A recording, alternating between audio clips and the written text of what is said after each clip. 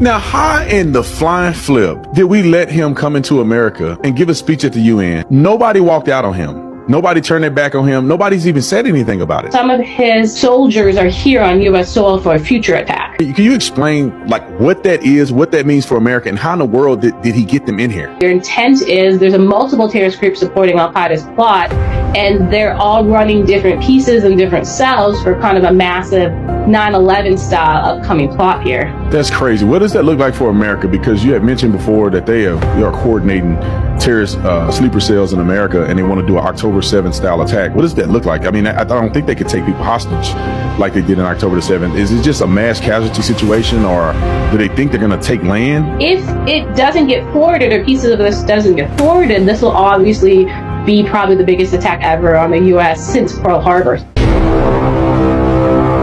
Sarah Adams, welcome to the Officer Tatum Show.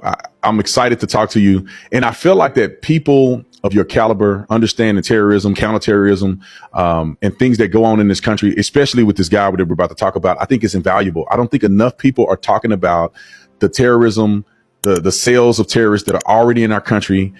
And this gentleman, Julani, or whatever his name is, Abu, I want to talk about him. He was the one featured at the UN where he got on stage and he had given a speech on behalf of a country, and nobody walked out on him.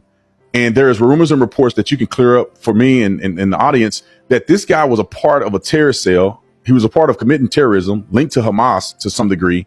Can you talk to us about that? And I also want to jump to, after we deal with Abu, I want to talk about the threat of terrorism that already exists in this country underneath, the reality of what we know. Yeah, so as a quick down and dirty, okay, Julani joined Al-Qaeda in Iraq right after we invaded, so around 2003. He ended up being like a senior commander, and he was leading efforts in Mosul, and he was doing a lot of those suicide attacks and those IEDs against the U.S. patrols, right? So he killed a lot of Americans during that time. About 5 years in, we detain him, and he goes to Camp Bucca. He gets released. He then joins back with Al-Qaeda in Iraq, and now it's led by Abu Bakr al-Baghdadi. Remember, Trump killed him and said he died like a dog.